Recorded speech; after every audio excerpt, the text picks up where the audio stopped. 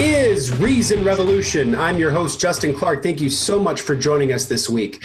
This week, I am joined by another return guest. I believe he's my third return guest here on the podcast, author and activist J.R. Becker. How's it going, sir? Good. How are you?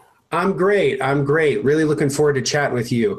Before we get really started with this conversation tonight, which I think will be kind of heady, I did want to spend a few minutes talking about your book series, Annabelle Aiden. I know that you have a new book that's out, and why don't you give my listeners a little bit about that? Sure. Thanks, Justin. It's a pleasure to be here. Thanks for having me again. Yeah, so I started this children's book series called Annabelle Aiden, named after my two children. And, it was a, independent publishing slow start, and it kind of got really big. We've sold over 5,100 copies now, which I'm very proud of. And congratulations. Thank you. It's children's books. The first one is about evolution. The second one is about skepticism and critical thinking. And the third one that came out just a few months ago is about the Big Bang and how we're all made of stardust. And it's really exciting. That's great. And I'll make sure to include I believe the Amazon link or your Kickstarter link in the description box of this podcast episode. Thank you. No problem. So tonight is sort of a companion episode to episode 26, which is a conversation I had with my friend and co-founder of Reason Revolution, Tyler Lovins. That episode was called The Statement in the Maze, and we talked about sort of emerging themes in American theology, the connections between American Christianity and American democracy. And then we sort of parlayed that into a discussion of free will, which is mostly the second half of the podcast episode is about free will. And Tyler and I are both what you would call compatibilists in this space. And we'll kind of get into the definitions here. So free will is one of the biggest topics of philosophy. It might be the most written about, or at least one of the most written about subjects in philosophy. And even though there's such a huge amount of writing on the topic, the discussion really is about three central positions.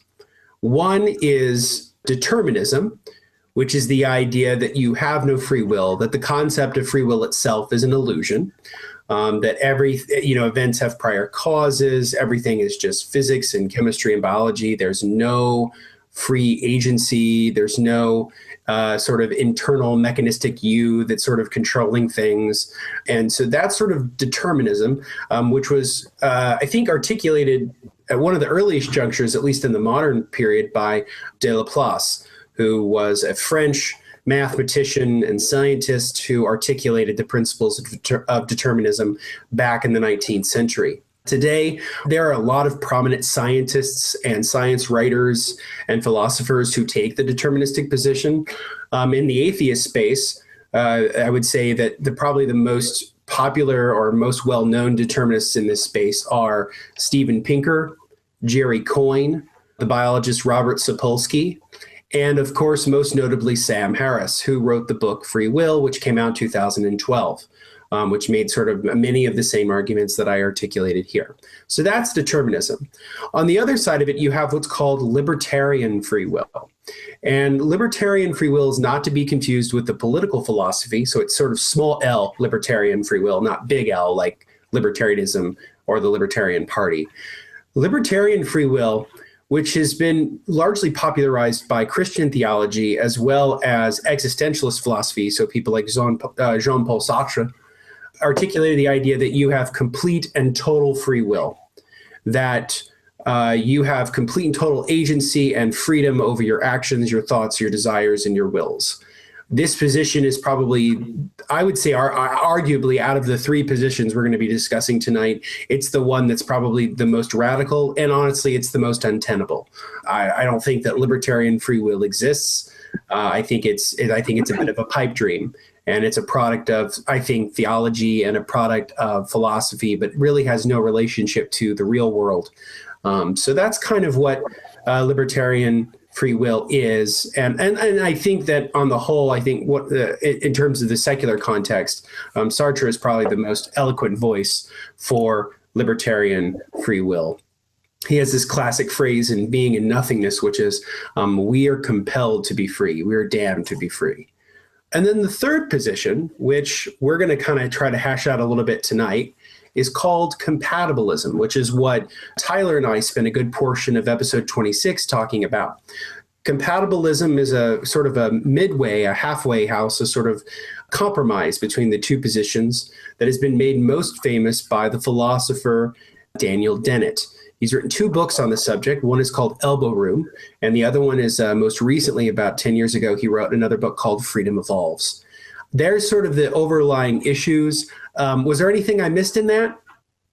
I think that was pretty good. I mean, I would just tell people that libertarian free will is kind of what we feel our whole lives intuitively. I guess most of us. I mean, just the position that we have agency and that when we choose vanilla ice cream or chocolate ice cream at the last second, just the feeling that there is an I, there's actually us, choosing freely, what flavor ice cream to get. And then if we roll back the tape in time, 2 minutes later, if we rolled back the tape or we went back in a time machine 2 minutes earlier, we could have chosen differently.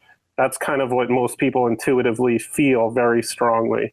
I agree very much so. I mean, this is one of, I think, the great points that Harris does actually make in his book, Free Will, is this idea that there's sort of this folk understanding of free will that most people sort of intuitively feel that they have. And Harris, I think, rightfully makes a point that that really isn't the case, that there isn't really much of a self, that the self, this idea of a homunculus, what you would call as like imagine you're sort of in your own head, that you're sort of the little driver behind your eyes who's controlling everything, that's a bit of an illusion, that there is no real separation between the body and the mind, which on that level, I totally agree with. That I have no issue with whatsoever. I think that Harris is absolutely right about that. And what Tyler and I tried, I think, to articulate in the previous episode or a couple episodes ago was the idea that part of the reason that Harris and Dennett are having a very interesting intellectual discussion, because Harris wrote his book, Free Will. Dennett wrote a nearly book-length reply, which was pretty scathing of the book, which got me interested in the topic. That's how I got into this whole space. Was I read Free Will, and then I read Dennett's reply, and I realized, I think I'm closer on this issue to Dennett than I am to Harris. And then Harris wrote a reply to him, which I think was called like the Marionette's Lament or something like that. And they were pretty they were pretty crotchety with each other, I guess. They were pretty barbed. And then they eventually sort of tried to hash out some of these issues in an episode of Sam Harris's podcast, Waking Up. I highly encourage our listeners to check out that episode after listening to this to get a sense of where Harris and Dennett are coming from. So I guess what we'll kind of start with first is, why are you a determinist? Right. So, I mean, long story short, I grew up like everyone does, kind of intuitively feeling my libertarian free will. And then, it's funny. I have a friend who's a scientist, and years ago we were on a snowboarding trip, and one night we took a long walk, and he kind of explained to me determinism. And my intuition for thinking free will, libertarian free will exists is so strong. I couldn't understand it. And he kept, he really kind of pounded it into me. And I had to do what Daniel Dennett calls juicing. I don't know if you read his book, Intuition. You know what I'm talking about? I do. Yeah, jumping out of the system. I love that. So basically, juicing, JOOTS, for our listeners, is an acronym for like jumping out of the system, like really fighting against your intuition to actually come to truth, understand something, because I feel like our intuition often blinds us and tricks us, which is, what critical thinking is all about. I don't know if it's Plato or Aristotle who has a quote, like, it is the mark of an educated mind to entertain a thought without accepting it. That's Aristotle, yeah. That's Aristotle, yeah. So, it's kind of like that. It took me a good few months to understand determinism. And then Sam Harris came out with his book on free will, and I read it. and I saw his talk. He gives it's like an hour and a half. I don't think it's a TED talk. I think it's just a talk. You could find it on YouTube for determinism. And it really changed the way I saw everything. And is that the one where he's in like Australia? He's alone. It's not a debate. I don't know where he is. Okay. Because I recently watched one that's around 90 minutes of him discussing free will. Was that something called like the Conference on Dangerous Ideas or something like that? And it was in Sydney, Australia. But it's pretty good. I mean, there's a couple companion lectures by both Harris and Dennett, which I think are quite good, that I'll include in the show notes. Was that the one that you watched in Australia? Is that the one where he tells everyone in the crowd to think of a city? I think so, yeah. Yeah, I love that talk so much. It's pretty good. It's honestly pretty good. But anyway, please continue. Yeah, so I mean, all of his arguments just appeal to me, and I am a materialist or reductionist or reduction material, a hard, whatever you want to call that. And it kind of goes into the same paradigm. I mean, if everything is physical, then I'm not a dualist, so we have our brain, and I don't really believe that there's anything called a mind. I mean, we have an experience of consciousness that our brain creates, like a guitar creates music, but music is just sound waves, just like consciousness is just, chemical and, chemical signals in our synapses. So I feel like if someone's a materialist like I am, there's not really any room for free will or libertarian free will. So it all just kind of makes sense to me. And, I won't do it now, but through this podcast, it would be fun to go through the different examples that Sam Harris gives, because I think they're just so much fun and illuminating on this subject. And then I heard of Daniel Dennett, and I listened to the Sam Harris Dennett debate. And every time I feel like I can't decide if I disagree with compatibilism or I don't understand it. Sam Harris himself seems to be trying to understand it too, and he says something like, "Is that what you mean, Daniel Dennett?" And Dennett's like, "No, not really," and he explains it more. And the more Daniel Dennett talks about compatibilism, the more confused I get. I don't know if I disagree with it or just misunderstand it. So I'm hoping you could shed some light on that.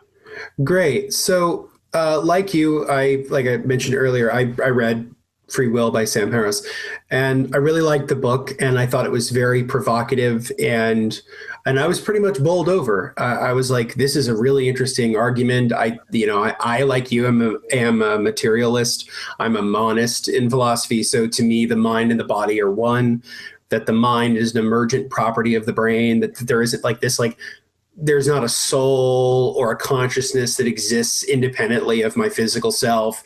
I just don't think we're made of wonder stuff. As Daniel Dennett said, where someone was quoting him talking about consciousness in an Italian newspaper, they said, yes, we do have a soul, but it's made out of tiny robots, kind of talking about sort of mechanical processes of the body. It was a lot cuter in Italian, needless to say.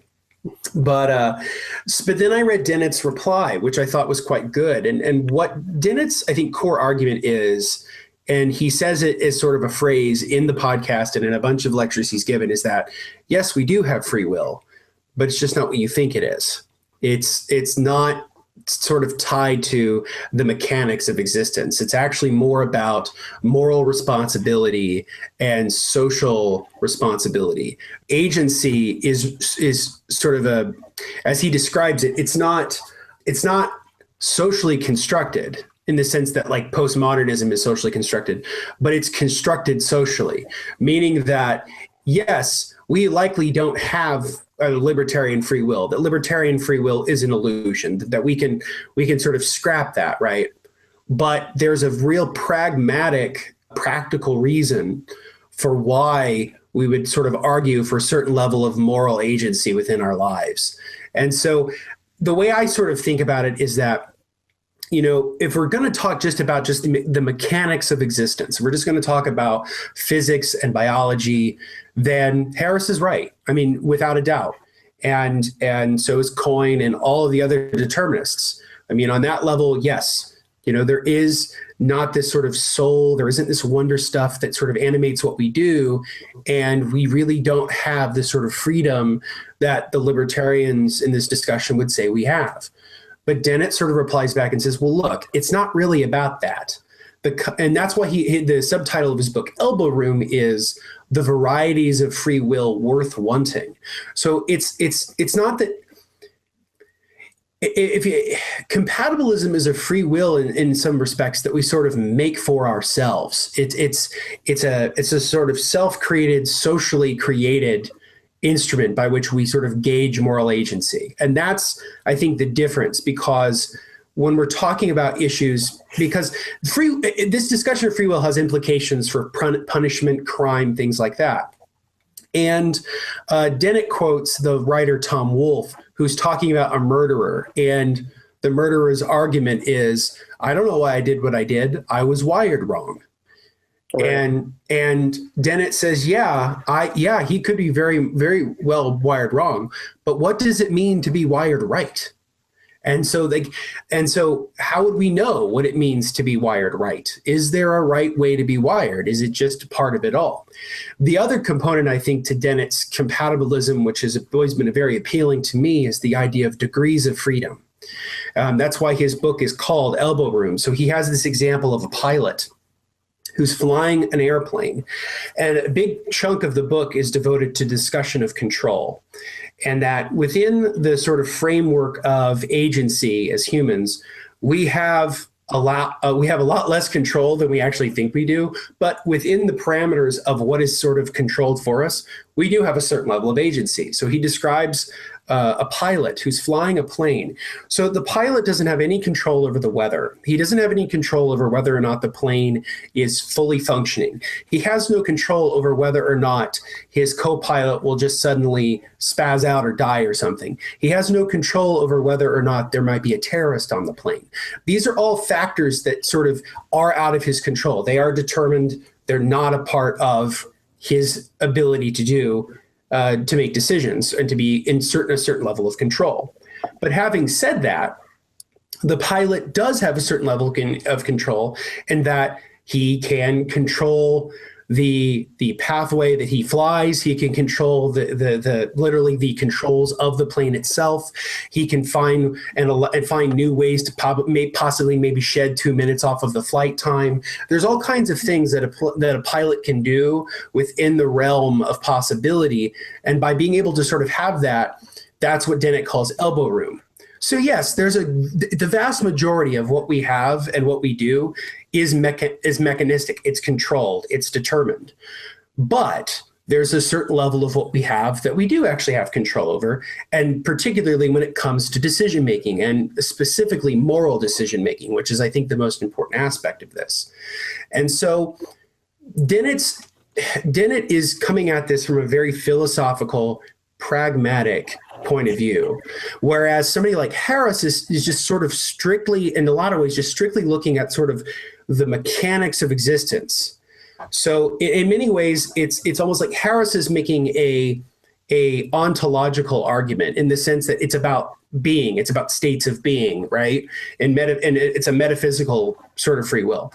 But what Dennett's really doing is actually talking about ethics. It's actually about talking about the degrees in which we could have moral agency.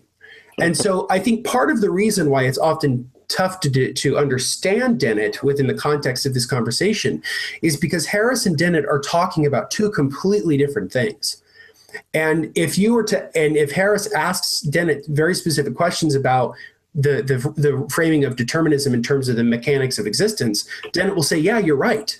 But that's not what we're interested in, and then goes in and talks about this sense of moral agency, moral decision making, control, and those kinds of topics. Right. So the way I could describe it in the episode that I did with Tyler is Harris sees moral decision making like an equation, whereas Dennett sees it like a novel. No, I don't see the elbow room. We have no agency. I have a question for you. Yeah. Do Sam Harris and Daniel Dennett agree on the facts? Yes or no? Do they agree on the mechanics of existence? They do, right? Yes. So what else is there besides the mechanics of existence? And that, in a metaphysical sense, yes. If we're talking about just the mechanics of existence, yes.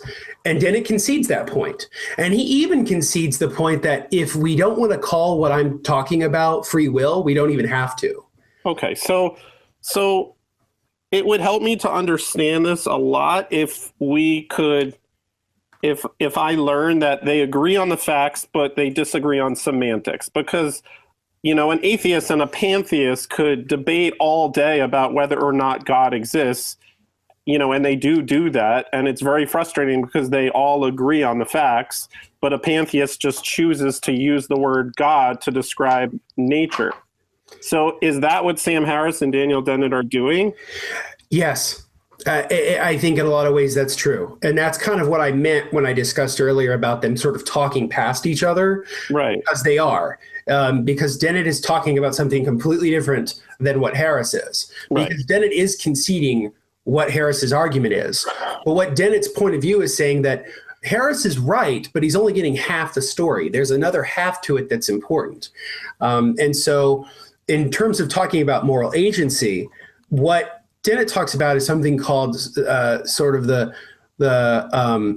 I think what he calls it like the moral agents club or the moral club or something like that. In that free will, the free will worth wanting, the free will that we want, right? Or at least we want to feel like we have. Whether or not we actually have it is a completely different discussion, but what we feel like we want to have. That in and of itself is what you would call contractarian. So it's very tied to sort of social contract theory. So if you go back to talking about somebody like Thomas Hobbes or Rousseau with the social contract, that, you know, if you look at sort of, especially Hobbes, right? So Hobbes' state of nature, you know, humans are nasty, brutish, and short, that by creating a social contract, we can actually improve our lot. And those social contracts are socially constructed. They don't exist in the sense that they're metaphysical. So they don't exist, right? Government doesn't exist in sort of an ultimate metaphysical sense, or social relationships don't exist in sort of in a metaphysical, right, mechanical sense, but they're manifestations of social needs. And that's what Dennett's arguing for, is that the free will that we would seek to want, the free will worth wanting, is exactly that. It's a socially constructed phenomenon. Isn't that what a lot of theists or deists would say about God? Wouldn't a lot of theists come to you and say, Justin, God doesn't factually exist in the, you know, I don't believe in an anthropomorphic God, but I believe in a Spinozan, you know, Einstein kind of God that we make for ourselves because people need it and people will behave better if they believe in it. And I believe in a, you know, Deepak Chopra type of consciousness, type of God that is everywhere and nowhere at the same time, which makes absolutely no sense, but I'm going to say it because it gives me warm fuzzies. Make for yourself kind of God. I mean, that's what Daniel Dennett is doing. He's, you know, and he's allowed to do that. But I don't know. I think maybe you understand where I'm coming from here. And I feel like, you know, Sam Harris, he talks about the mechanics of existence, but then he wrote a whole book that we both read called The Moral Landscape. I mean, he talks all about morality. He even proposes a type of utilitarianism. So, you know, it's not like he's not having that conversation. He's just being responsible in separating the mechanics of existence with a moral code.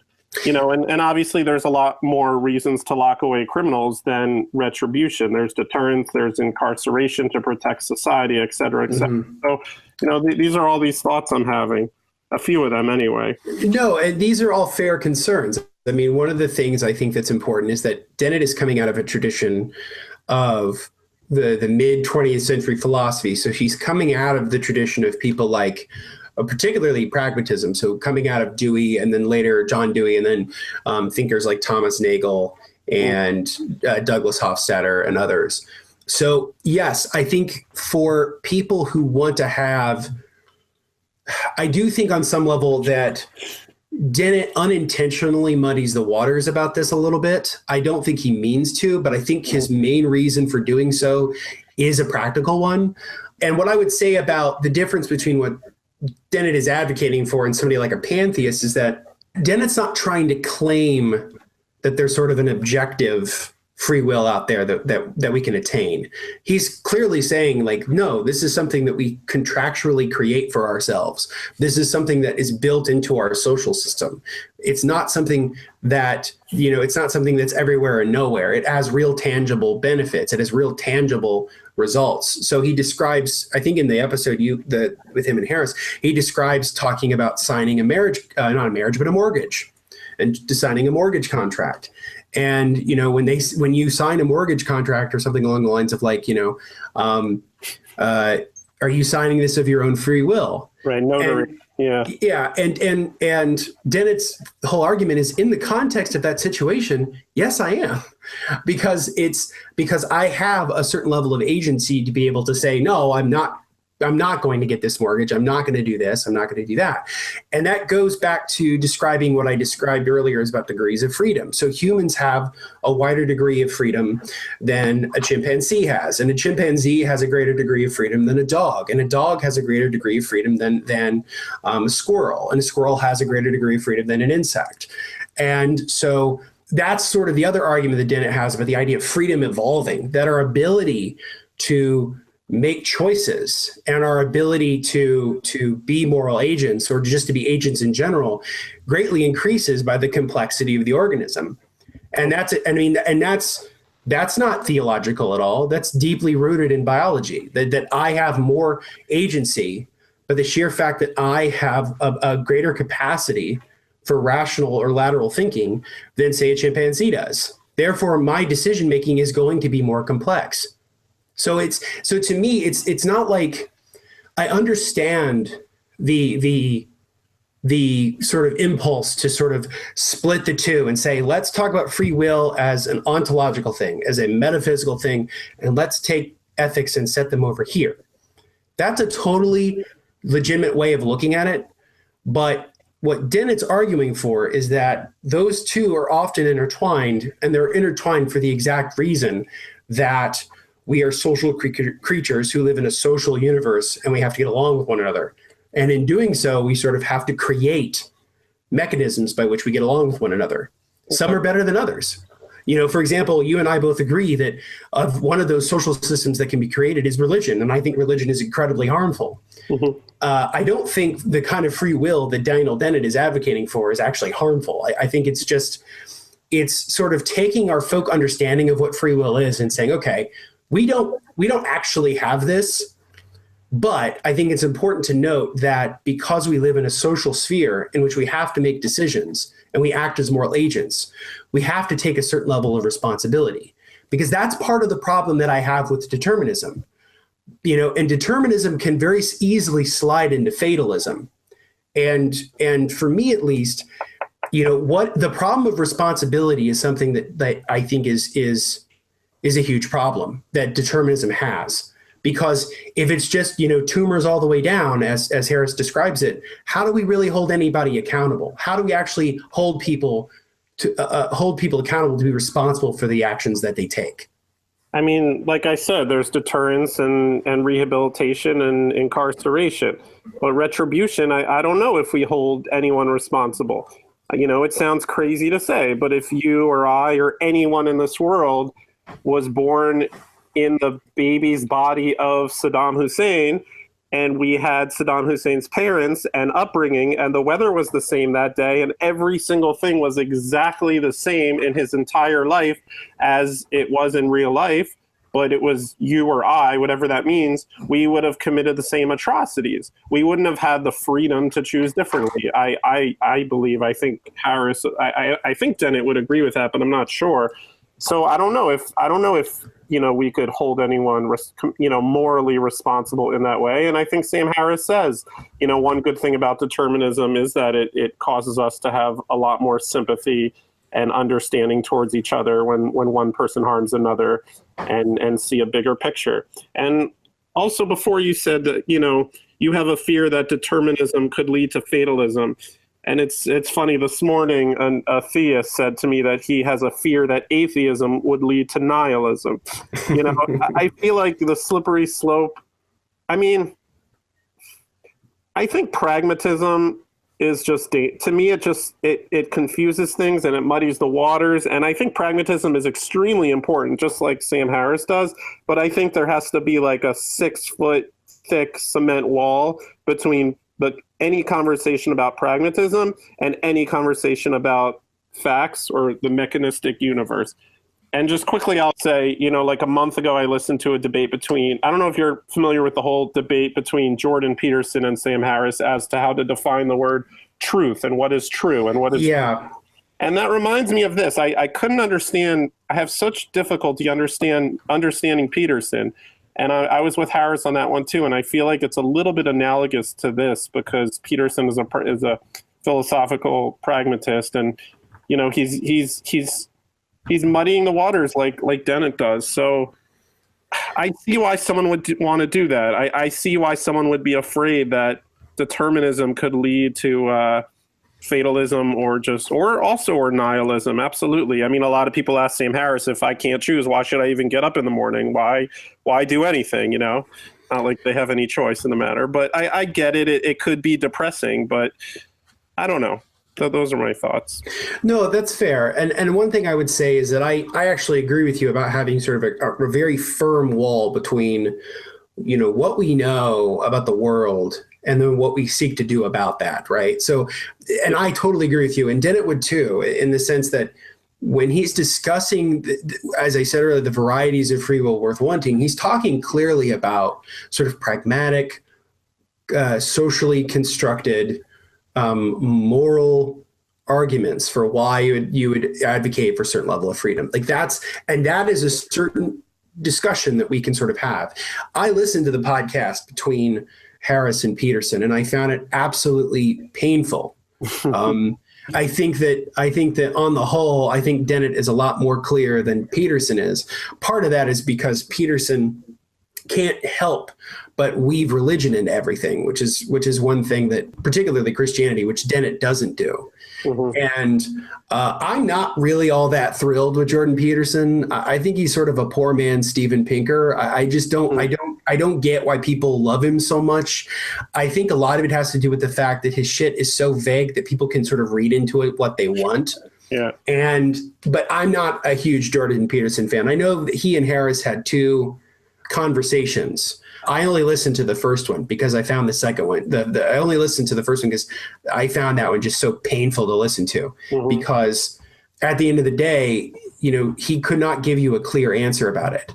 Where I would say Dennett is different is Dennett will say flat out right that yes, we to a certain extent live in a very determined world, that we live in a mechanistic universe that has laws and cause and effect. And I will grant you all of that. No question. And on that level, they're right. But there's this other thing to consider. And so that's really all it is it's a reconsideration of sort of our moral values. And maybe it's a bad way, maybe it's bad framing to call it free will. But I think that the fact that there's a certain level of complexity in what he's trying to get across that I don't think is obfuscation. I really do think he's just trying to make a different kind of argument. That can be often not unintelligible, just that can be frustrating for somebody who sort of says, no, hold on. We're talking mainly just about the mechanics of the universe. We're just talking about the physical laws. We're talking about physical properties, right? And I do fear that it unintentionally muddies the waters. That's part of the reason why I think it's important to sort of temper the discussion with saying yes, there's a clear distinction between those 2 realms. We need to keep those, I think, firmly closed to a certain extent and really only overlap them when it's necessary. Right. And we have to be very, very, very clear about which side of that wall we're on in any conversation, I think. I feel like both with Peterson and Dennett, Harris just kept repeating himself over and over and over and giving different examples for determinism while Dennett just politely was quiet. But they should have, I just wanted to shake them both and say, stop. Do you agree on the facts or not? And then if they said yes or no, say, okay, that would be a big step, Mm-hmm. Also maybe what a compatibilist like you and a determinist like me should talk about is the Libet studies. I don't know if you're familiar with those or where exactly, I feel like what is free will? Like Harris and Dennett and you and I would agree that, you know, when we have an urge to scratch our chin or to get vanilla ice cream instead of chocolate, that urge came from 100% from causes that we had absolutely zero control over, whether it's our genes and the weather and thousands of years of evolutionary psychology and the way the ad we saw that morning in a magazine that had a picture of vanilla ice cream, who, by the way, the marketing director who decided to put that ad in instead of the waffle ad because his uncle, you know, it's a domino effect. I love thinking about this. I could go on and on about determinism. But where,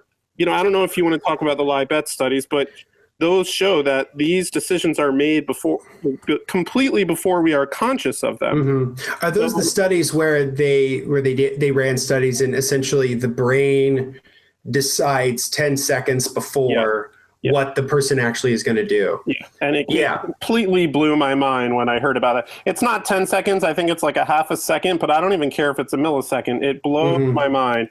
Just for our listeners, I'll say that quickly. Someone's sitting, the subject is sitting in front of a green button or a red button, and they're told to choose, quote unquote, with their own free will, whether to push the green button or the red button. But before they push any button, the second that they make their decision, they're supposed to like slam their hand on the table or something like that. The second they make their decision, or even blink an eye, right? So the scientists, the subject's brain is also hooked up to a machine, and there's neurologists looking at the brain scan. And every single time, the neurologist could tell by looking at the brain scan which button the person chose to push before the person slams the table or blinks their eye or whatever it is. So that shows without a doubt that our decisions are made for us, you know, by chemical signals in our brain before we're even conscious of them. So, you know, Sam Harris and Daniel Dennett, maybe the only thing they disagree on is whether or not we should call that free will. Decisions that are made in a brain that is in our head, but it's made before we're conscious of it. Yeah, that's right. And I think that in fairness, so in the talk that Dennett gave a couple years ago talking about this and its relationship to neuroscience, he does bring up those studies.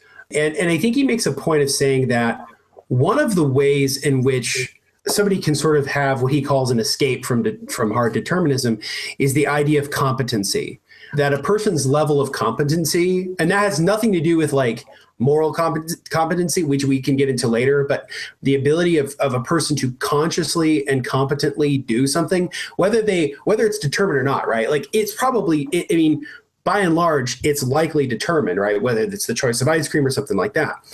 But the sheer fact that the brain was competent enough to make those kinds of choices on some level shows that we do have a certain level of not, if not free will, a certain level of competency and control, right? In the sense that a brain that is damaged doesn't have that kind of control, right? Or a lower being, not a lower being, but you know, a lower order being in sort of the evolutionary tree doesn't have those certain level of choices because they don't have that certain level of competency.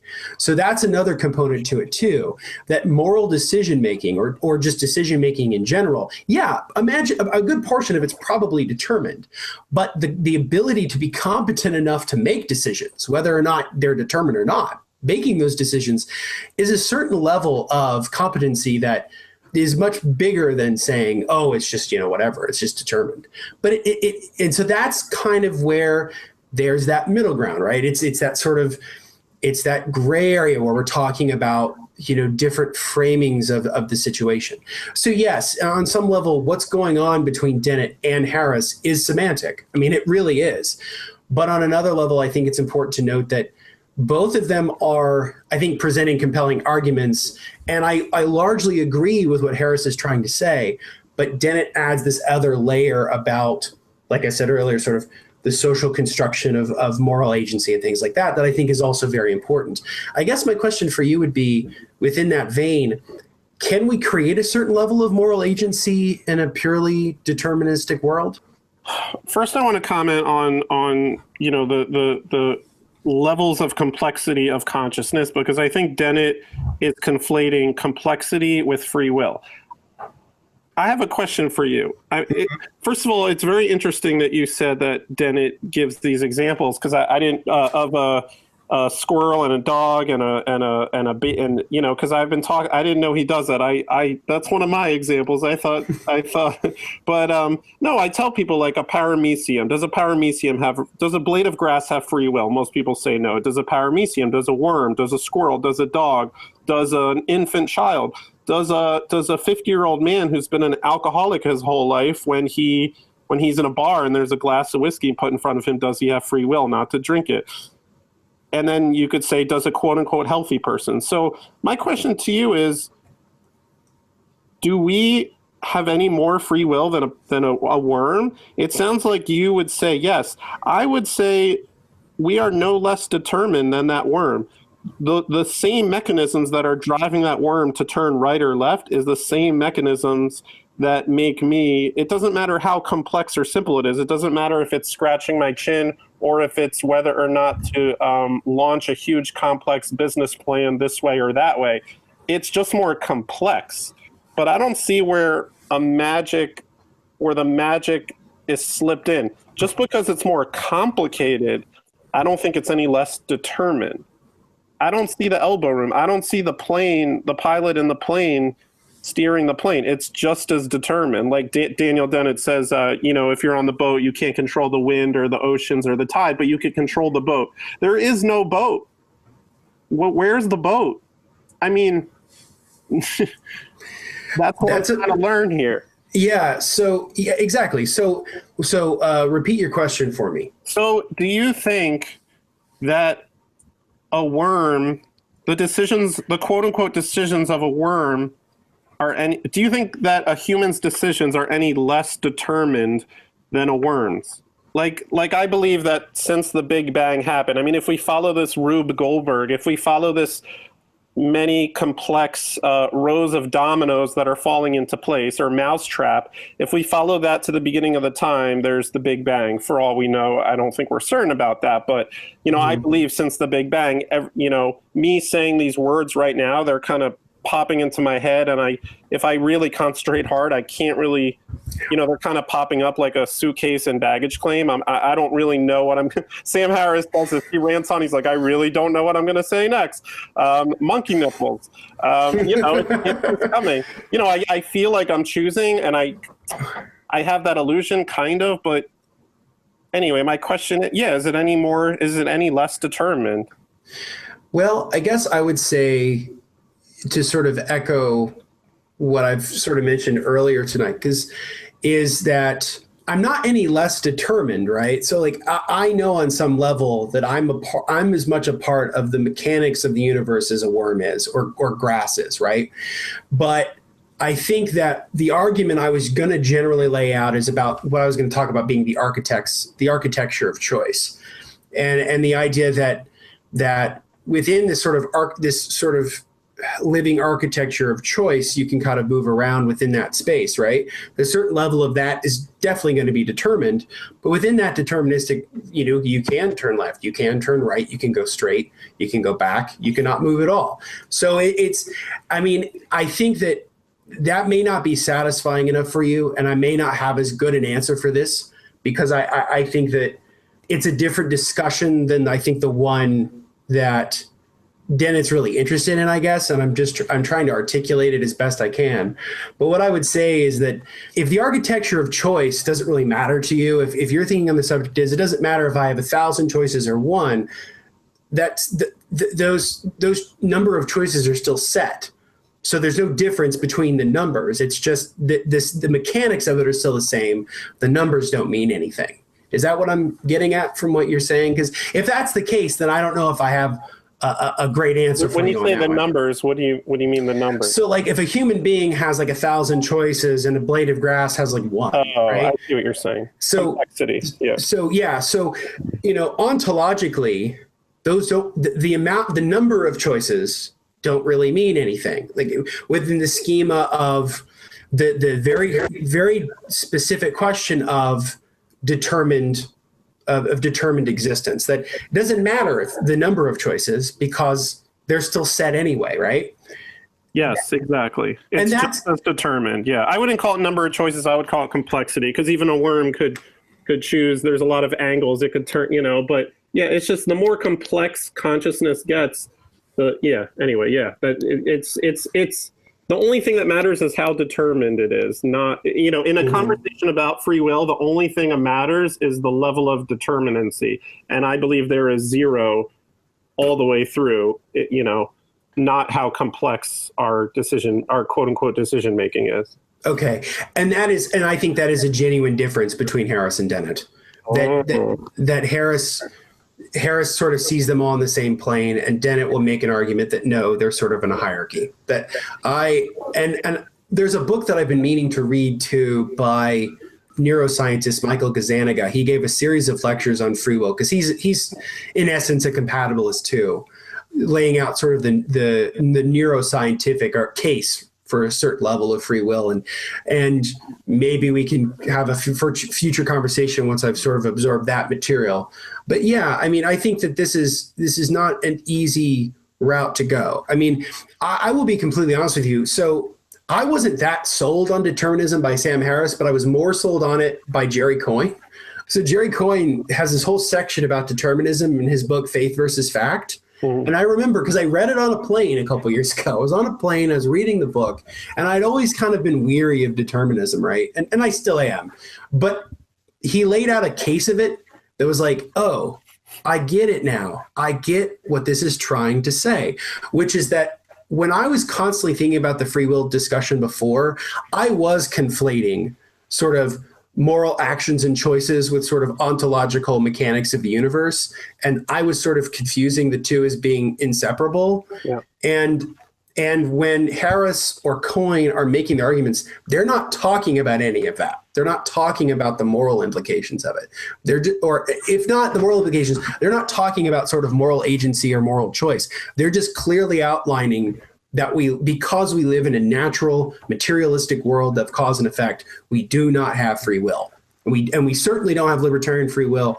And I think it would be problematic to muddy the waters by saying anything else. Yeah. I'm a compatibilist simply by virtue of the fact that I think that Dennett's arguments are convincing. And I do come from a background of philosophy, so maybe that's my bias or my chauvinism. Yeah. But I would not discount determinism. I would say in this debate, there are two pretty decent positions and one that's just completely untenable. I think that determinism and compatibilism are worthy of sort of duking it out in the intellectual sphere and making the different arguments. Libertarian free will is an illusion. I'll flat out say it is an illusion. We don't have it. It is not real. And we can table that, right? Yeah. So that's, I guess, one of the things that's important here is talking about, kind of going back to what I meant to ask you earlier before we got in this other little discussion about sort of how do we make a moral world and how do we make a world where we live with each other and we have a certain level of flourishing? How do we do that with a sort of determinism as the given? Yeah, I totally dodged your question, didn't I? I was too busy slaughtering compatibilism. Excuse me. Okay, so, I mean, if a compatibilist and a determinist agree on the facts, but they just disagree on semantics, then I don't see why a compatibilist and a determinist would build a moral code in any way differently. And I don't see why a determinist would have any more of a challenge doing that than a compatibilist would, just because they're not using the words free will to define, with a different definition. I believe in utilitarianism. The moral landscape was very appealing to me. Likewise. I still think it's Sam Harris's best book. I think it's the best thing he's ever written. I love it. Yeah, it was an excellent book. I mean, how do we begin? I mean, that's about it. I don't really have a lot more to say on that. I mean, I don't, you could ask me, I believe in objective morality or subjective morality? And my answer is it depends on how you define those words. Mm-hmm. Morality is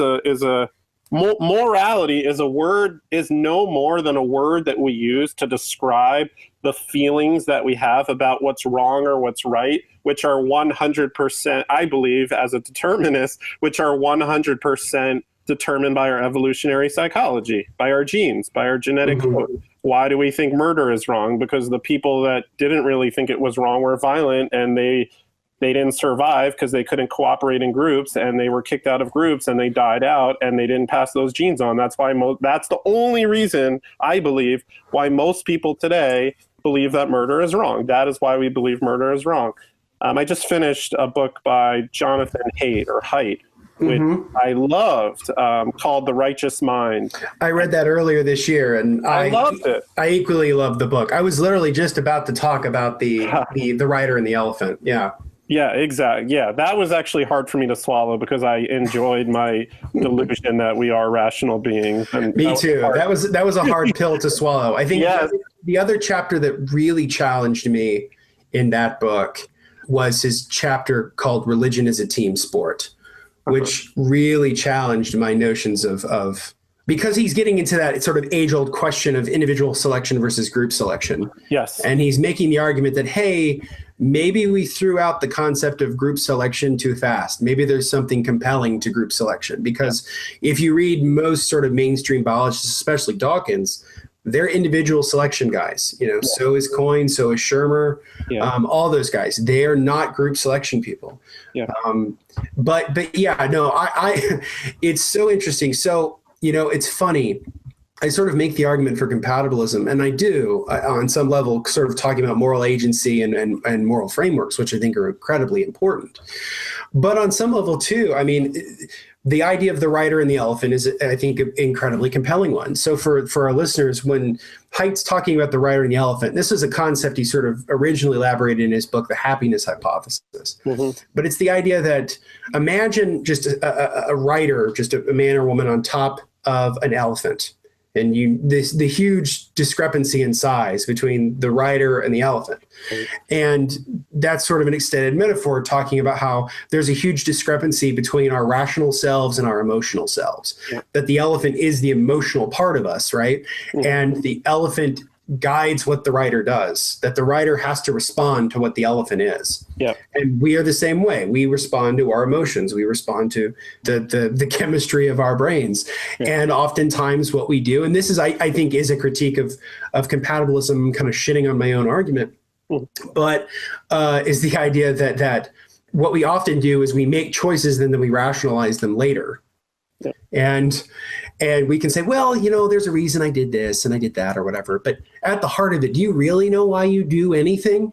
You know what I mean? Right. And that is so maybe I'm shooting myself in the foot at this point, but I do think those are compelling arguments for criticisms of compatibilism too. Yeah. Our intellect is kind of like our White House press secretary trying with so much trouble to explain the ridiculous things that our elephant is doing.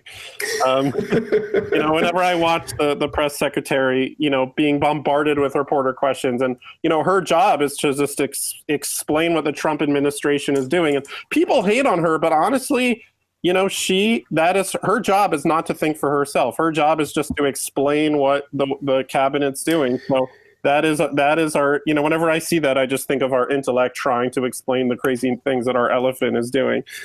Yeah, you're absolutely right. And what's funny is that people give Sarah Huckabee Sanders a lot of crap, and some of that's rightfully so. I mean, she blatantly lies. I mean, press secretaries of the past have lied to one extent or another, or they've sort of obfuscated reality, right, for the purposes of the president. All press secretaries do that.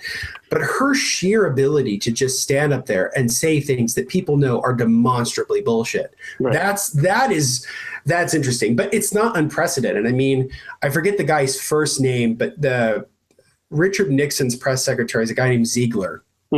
And he was just about as craven and opportunistic as Sanders is. So, it's not unprecedented at all.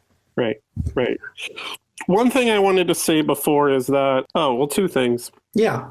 I have one argument against compatibilism, which is what I've been saying. But I think the one argument for compatibilism that I would say is, in the same way that I say that free will does not exist, someone could say to me, well, consciousness doesn't exist like we think it does. Does that mean you would say consciousness doesn't exist? And if someone said that to me, I think they would have a good argument and I would not have a rebuke. Like, I define consciousness as our experience, which, as Descartes says, I think, therefore I am. I mean, we know pretty much the only thing that we know for absolutely certain is that we're having an experience. So consciousness definitely exists, but Dennett is the one who really wrestles with the hard problem, but consciousness probably does not exist as we think it does. So, but I would still say consciousness exists. So maybe that's what Dennett and you are doing with free will. Like I say free will doesn't exist. You would say, well, it doesn't exist like we think it exists, but it still exists. It's just the illusion that you call free will what I call the illusion of free will. That's all. Does that make sense? Yeah, no. You've actually laid out one of the best arguments and made me look like a complete ass.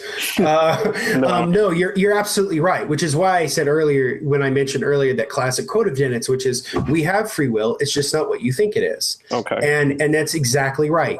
You've absolutely nailed it, which is that part of this is a sort of semantics game of trying to figure out, okay, exactly what we're phrasing it as. And even Dennett himself, like I said earlier, has sort of made a point of saying, hey, maybe I shouldn't have called it free will, what I'm actually advocating for. Maybe it shouldn't be called free will, but this is what I'm advocating for. And I think on some level, if you were to take what Dennett is sort of advocating for, which is a moral agency based on, socially constructed norms, that it's not that incompatible with what Harris is trying to get across. In fact, I think they're very similar. And that's always the thing that's crazy, is I think that Harris and Dennett are far closer in agreement than they necessarily realize. And it all goes back to the question of semantics and clearly defining words and things like that, which my buddy Tyler, who has a background in linguistics and analytical philosophy, he studied Wittgenstein and a lot of the existentialists, he wrestles with these problems. And we had those kind of questions. And that was sort of the thing he wanted us to sort of tackle tonight, was these kinds of things, which is that there's sort of the, for lack of a better phrase, there's sort of the objective way to look at free will, which we clearly know that is an illusion. We do. Most people don't, but yeah, we do, right? And when I say we, that sounded really arrogant. No, but I mean, I used to, without. It takes a lot of juicing to get. Yeah, I mean, absolutely. True. And the other thing too is and that was how it felt like for me, especially when I read Harris's book, Waking Up, and him talking about the idea of the self being an illusion, which right. I'm more inclined to that, because what Harris is saying, he's not saying that we don't have a self. He's not saying that I'm Justin and I like these certain things and I do these certain things and I'll have pasta on Tuesdays or whatever. There's a certain level of identity to me, right? And that's okay. Like, having an identity is fine. It's part of who you are. But this idea that you have a self, this sort of universal self that sits within you, it sort of guides everything that you do. That's nonsense.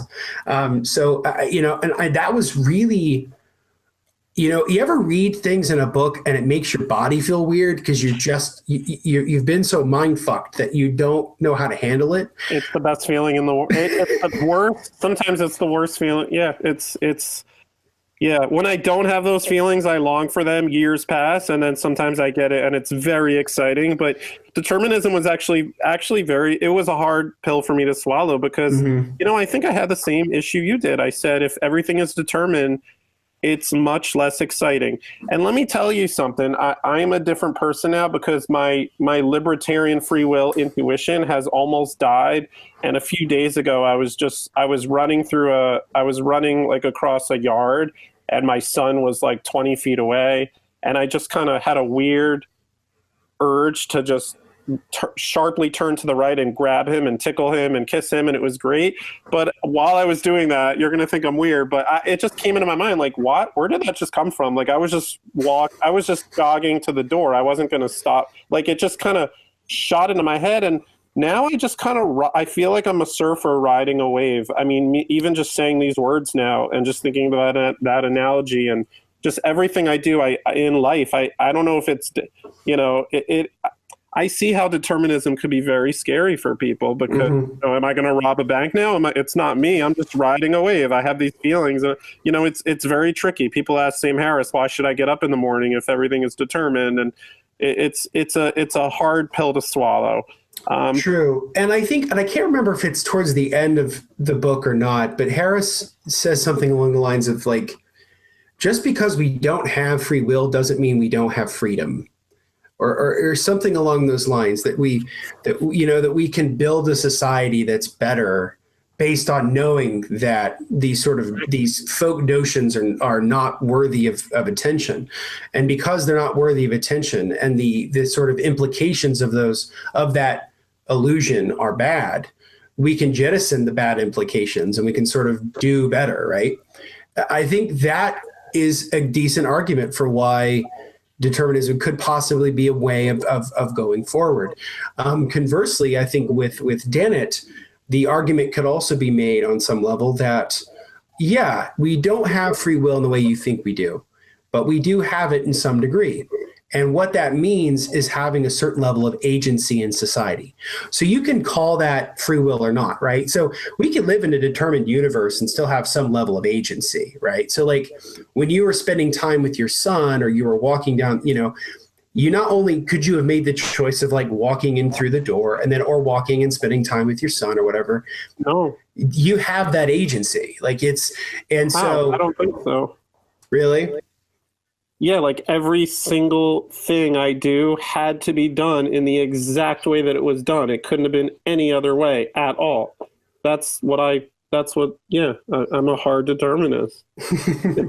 Yeah, I guess maybe I'm not phrasing this as clearly as I want to. I don't know, because he says we can't control the ocean, but we could control the boat. We have some free will. I don't know.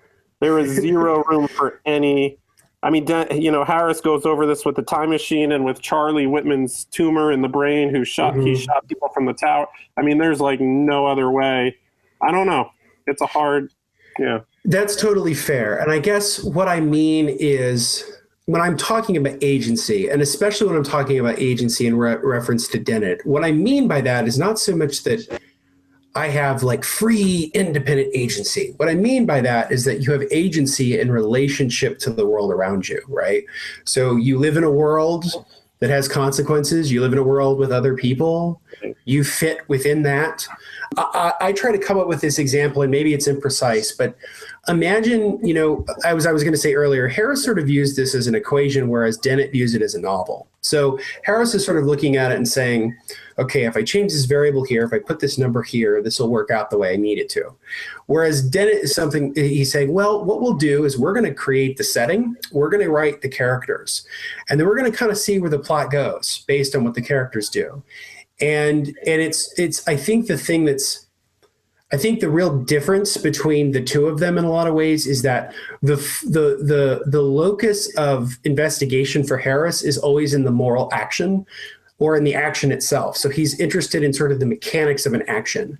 Whereas Dennett is, I think, his focal point is the person or the agent within a situation, and how the agent works within the schema of that situation. That's, I think, where they differ. I tend to side with Dennett in the idea of thinking about where we fit within the schema of things as an individual or as a person or in relation to other people. But that's not to say that the situation isn't important. So it's certainly not resolved. I feel like on some level I haven't made my best case. Part of that is just the fact that I think that it's not precise in the way that I think other people who've sort of read Harris go, oh yeah, that makes sense. It's just a completely different framing of it, right? So I always compare it to saying, like, if I'm speaking English and you're speaking Spanish, we may not understand each other, even though we know what we're saying to each other. So that's the trouble. That is definitely the trouble. And I can see where that could be frustrating. I just have a very quick question. What did you find easier to understand and swallow, determinism or compatibilism? And which did you understand first? Did you understand determinism first and then compatibilism? Like how did that work for you? So I think on the whole, I understood compatibilism more first than I did determinism. Okay. And part of that goes back to what I said earlier about how I sort of unnecessarily conflated the discussion between ethics and ontology. Okay. And so once I sort of clearly divided that and realized those are two separate spheres, to a determinist, they went, oh, I see what they're saying now. I get it now.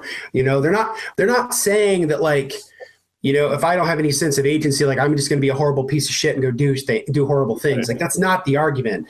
They're just saying on some level that the past argument for free will is that it's this sort of ethereal, metaphysical thing that sort of sits on top of the existence that we experience. And it comes deeply rooted out of theology. I mean, Harris makes this point, and I know Dennett makes it too, that, like, if you can destroy the concept of libertarian free will, you kind of kill religion. You kind of, particularly, you kind of kill monotheistic religion, because particularly when it comes to Christianity or Judaism or Islam, it's firmly rooted in this sort of libertarian free will. Right. And if you crack that egg, it's over, right? Right, because it's all reward and punishment. Yeah, exactly. And because of that, it was just, and maybe, like I said, or maybe it's my chauvinism or my sensibility to philosophy, and I've studied ethics and things like that, that at some level, maybe that's because I'm not trained as a scientist, I'm not trained as a mathematician, I don't know,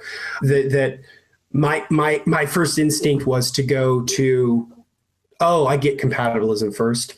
But I think also that the other bias that's a part of me is I'm very concerned with ethics. I think it's probably the thing that I obsess over more than I obsess about anything else. How do we build a good society? How do we do better for others? And the thing I had a hard time grasping with determinism is that on some level, determinism doesn't care about that. It's just a separate question. Totally. And that was hard for me to get. So on some level, compatibilism was easier for me to understand. I think on the first pass, reading Dennett's reply to Harris, I understood Dennett's reply better than I understood Harris's book. Yeah. Partially, and part of that, I think, just goes to the fact that I like I said earlier, the bias of the chauvinism of thinking that maybe, that the conflating of the two subjects, but that's how it is for me. And I think what you thought of determinism is what a lot of theists think about atheism. Like they would, and especially deists and pantheists, they would say, like, God doesn't exist in the way that a lot of theists think it does, but it still exists in that it's just the name of the feeling we get, and it gives us some more morality. And then a theist would ask an atheist, if you don't believe in God, then, like what you as a compatibilist asked me as a determinist, they would ask the atheist, like, how would you build a healthy society? So that, a lot, I don't know, that's kind of an analogy, but. And I think it's a fair one. I mean, one of I think the components to my take on compatibilism is the fact that I'm not really 100% sold on it either way. Like, I'm not 100% sold on compatibilism, and I'm not 100% sold on hard determinism either. I'm constantly sort of reevaluating the two positions because I think they're both good for different reasons, right? And I think maybe part of it is also the fact that I need to maybe reread Harris's book and figure out and kind of revisit what he says about, like, how morality fits within this whole schema. Because if I do that, maybe he'll convert me. I don't know. Okay. I like the idea of the locus of moral decision making and being rooted in agents. And maybe that's a bias that I have a hard time getting over. But I do think on some level that Dennett lays out a case that I think is difficult, I think, at first go, but something that's worth investigating. Right. And I mean, you're right. And to go back to my analogy, I just realized if a theist asked an atheist, well, if God doesn't exist, then how are you going to build a healthy society? The atheist would say to the theist what the determinist would say to the compatibilist. He would say, I thought we were talking about what is and not what ought. You're like separating the is and the ought, David Hume. So, yeah, I mean, like the some listeners might hate these big analogies, but I like them. I like putting things in categories. I think it helps us to understand. And I think the determinist, like the atheist, often is very much just talking about scientific facts and the mechanistic universe. And then they are totally, totally, totally open to having the conversation about, okay, now that we talked about what is, now we could talk all day about what ought, how we ought to live our lives. And we could write books like The Moral Landscape or Righteous Minds. And that's great, and that's all. But I think from our conversation thus far, I've learned a lot about compatibilism, and I think this has been awesome. Likewise, and I'm as a good skeptic, I'm always willing to change my mind. I'm always willing to review this subject and to constantly reevaluate how I look at it, because earlier this year, I also read The Blank Slate by Steven Pinker, which in and of itself is kind of a case for some level of determinism. I think one of the things that people who are worried about the implications of determinism that they do is the naturalistic fallacy. And it goes back to what we were talking about earlier with the Azot problem, that they're very worried that the implication is that because we live in a determined universe, that can then give us the moral cover for, like the rich to fuck over the poor, for men to hurt women, for white people to subjugate black people. That you could sort of make the argument of, oh, well, they're just determined to be this way. So of course I have dominance over them because they're determined to be this way. And we know that that's crap. We know that that's you doing the naturalistic fallacy. And Pinker's whole argument in that book, which is, I think, very similar to, it's akin to what I think Harris is trying to do in Free Will, is say, look, we keep denying that we're biological beings in a physical material universe. And particularly when it comes to the most extreme of the social scientists and the postmodernists, that they keep denying reality. And they keep denying the fact that we are not blank slates. There is no ghost in the machine. What was that? What's the name of the book? Because you told me about it like a month ago, and I'm like, I need to read this book. What is it called? It's called The Blank Slate. By Pinker? Okay. Yeah, by Steven Pinker, and it's called I forget the subtitle of it. Oh, it's called The Blank Slate: The Modern Denial of Human Nature. Can you recommend it? I highly recommend it. I think it's excellent, and the thing about it is it's such an even-handed book, so it's going to piss everybody off. Yeah, it makes the evangelical Christian and the postmodern, leftist college professor angry. It's a really cool book. And the weird people, the WEIRD people, right? Yes, the weird people. It's gonna a westernized, educated, or is it white or westernized industrial? Yeah. Yeah. Anyway, Western educated industrial.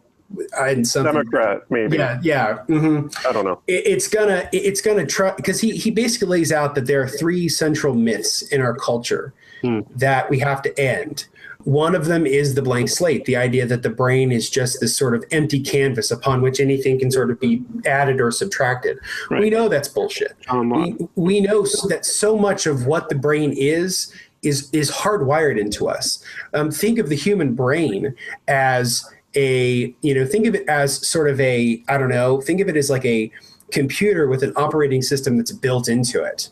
And then whatever we learn about the world, think of that as like a plugin or a patch or an extra program, like it's just additional software.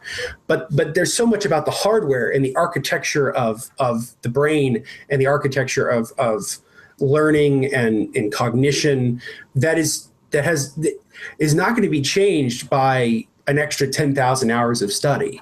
I mean, this is where the determinist part of me does come out, because I do find that in our culture, there is this denial of human nature. There's this denial of the fact that there is so much that is built into us that, I'm not going to be, I'm not LeBron James. I'm not Usain Bolt. I'm not Stephen Hawking. Like these people, yeah, they sort of made well with what they did, but a lot of that was built into them.